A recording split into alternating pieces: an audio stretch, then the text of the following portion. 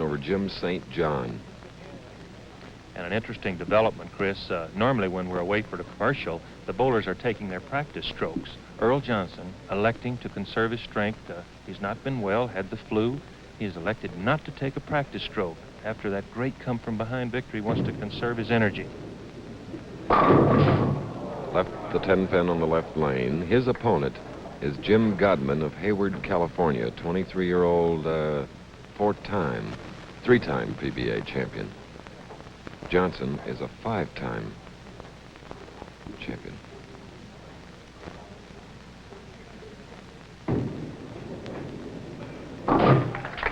Lots of speed, marking with a spare in the first frame. Now, if you're watching in color, this is, I guess you'd call it shocking pink, bedroom pink, or some shade of pink shirt that he's wearing. Nevertheless.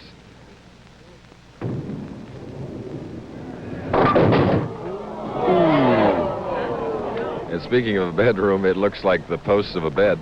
And there's the sharp break of the right lane. The ball, very slow speed, this initial shot, moves sharply from right to left, and at that point, breaking so sharply, it just cuts through the pins.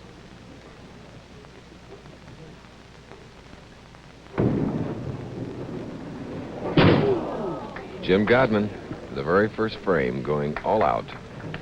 And he has 8 through the first frame and immediately trails by 12 pins. He's a very bold type player, Chris. You could see that from the way he approached that spin.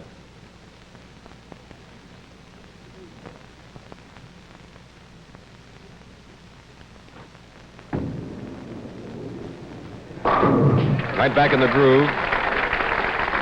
There is his wife, Sandy. Sandy and Jim, parents of 1 child. Earl Johnson, father of 2 from Minneapolis, won the first game 248 to 238 over Jim St. John. And with a spare up, he strikes in the second frame.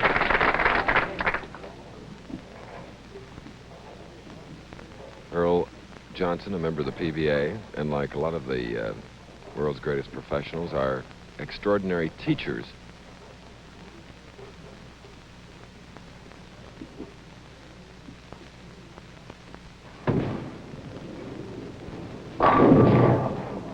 So for all of you that would like to become better bowlers, there's hope if you go to one of these professionals and have them teach you a little bit. Right, Chris, there are many classifications among the Professional Bowlers Association.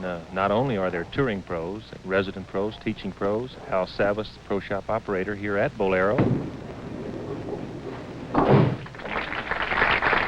And it's a spare in the third frame for Earl Johnson. And now, looking for an important double, is Jim Godman. Fine-looking 23-year-old 6-footer. PBA Rookie of the Year in 1965.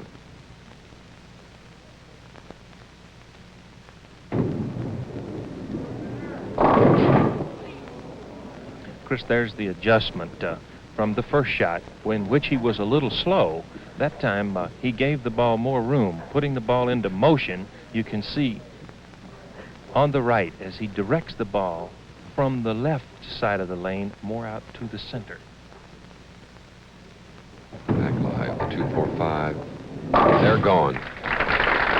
Spare in the third for Jim Godman, Hayward, California. The winner of this game will move into the semifinals against Mike Lemongello of North Babylon, New York.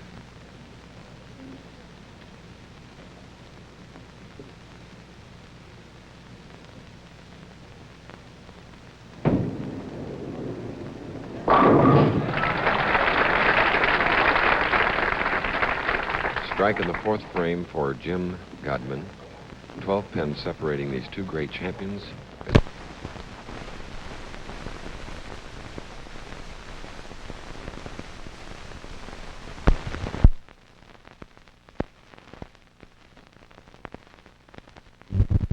Earl Johnson of Minneapolis now getting ready to stroke in the fourth frame with a 12-pin lead over Jim Godman's second match.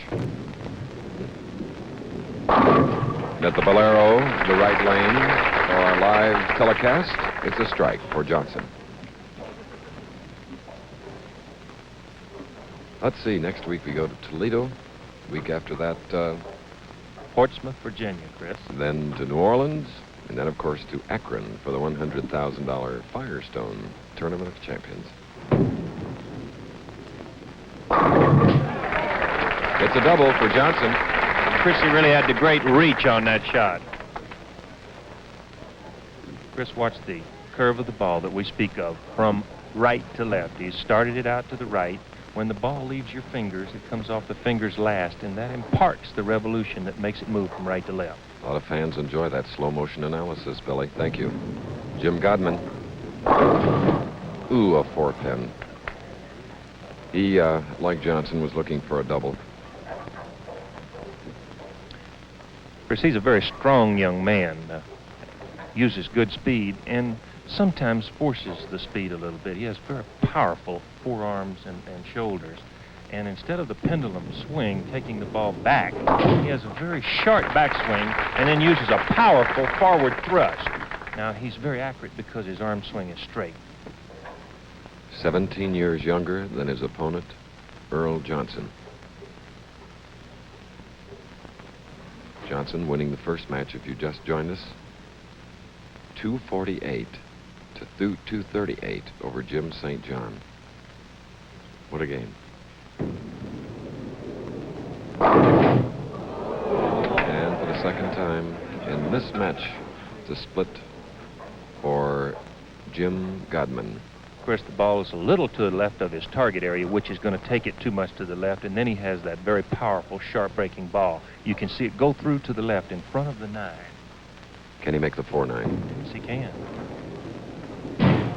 Went for it boldly again. All right. And it's an open frame for Godman in the 6th, increasing Johnson's lead to 36 pins. The loser of this match gets $2,000. The winner just keeps going toward the $10,000 first prize.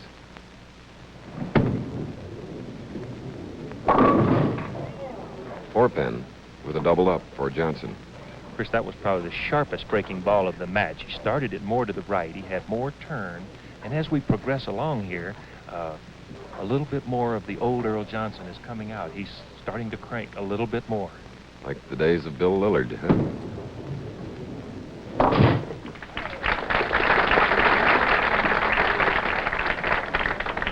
Earl Johnson checking the sole of his left shoe.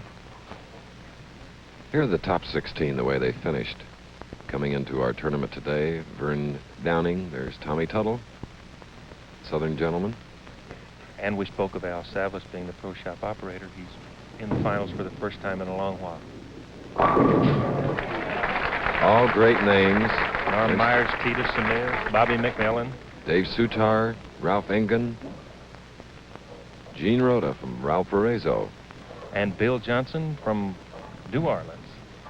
And Don McCune, who is the alternate here today, having finished 6th. After an open frame, Godman. Strike.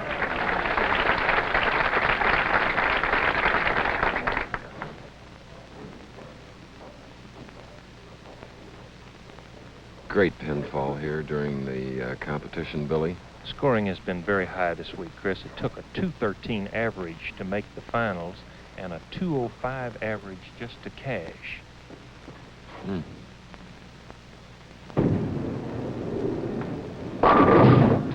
Here's a double for Jim Godman, and it decreases his deficit to 25 pins. You're looking at the leader in the second game of our live color telecast from Wauwatosa, Wisconsin, Earl Johnson.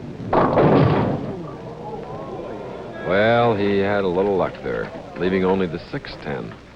Looking into the shot, Chris, you see the ball. He's slower, and he doesn't start it as far out to the right, so the ball breaks back and is also started more toward the center of the triangle, the number 1 pin. A lot of speed, Johnson. Marks for the spare in the 8th frame.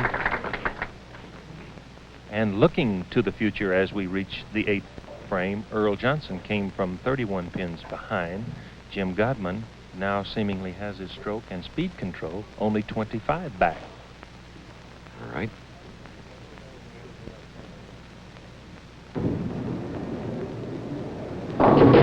Ooh.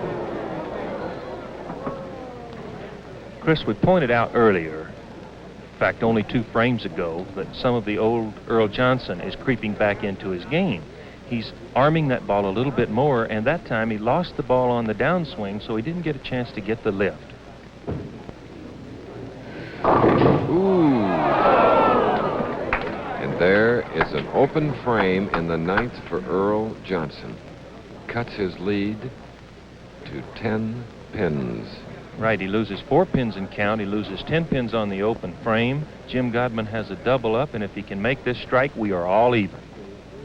Wow. Second game.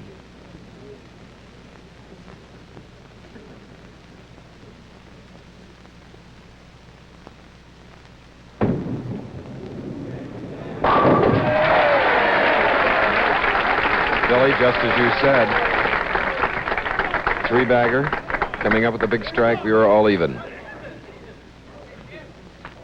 Chris, I spoke about him being a strong young man. There you see how fierce he is. He's a great reactor. He's a real charger. Was the qualifying leader here, averaging over 222. Now, in the 10th frame, all even, Jim Godman.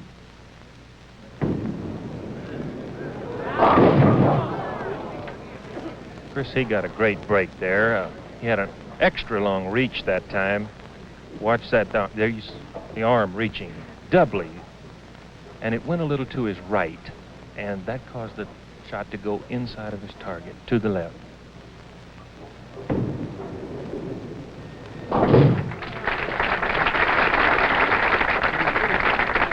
Chris, since we were even, he loses 2 pins on the strike in count. So now Jim Godman is down by 2 pins. The important factor is he is on a spare now. If he does not strike, he will lose more pins in count. Earl Johnson is on an open frame and would not lose pins in count.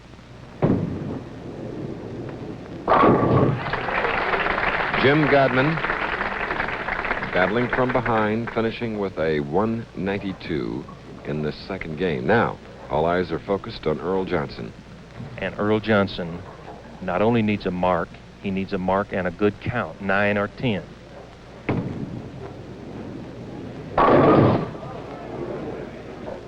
It's a 4-pin for Johnson on the right lane in the 10th frame.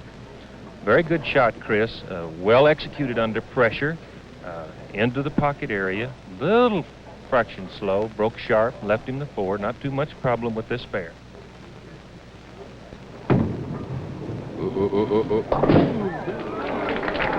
Chris, there were a lot of oohs and ahs from the crowd. We often speak of the track area breaking very sharply. Here, to the left and right of the track, it does not break sharply, and that is the reason Earl played that shot so direct at the 4-pin. You see, it did not break away. Now Earl needs 9 pins on this ball, 9 or more to win by 1 pin. All 8 right. is a tie. Oh, he left 3 pins standing. Loses by 1 pin. 192 to 191. What a heartbreak for Earl Johnson of Minneapolis, leaving 3 pins, 192 to 191.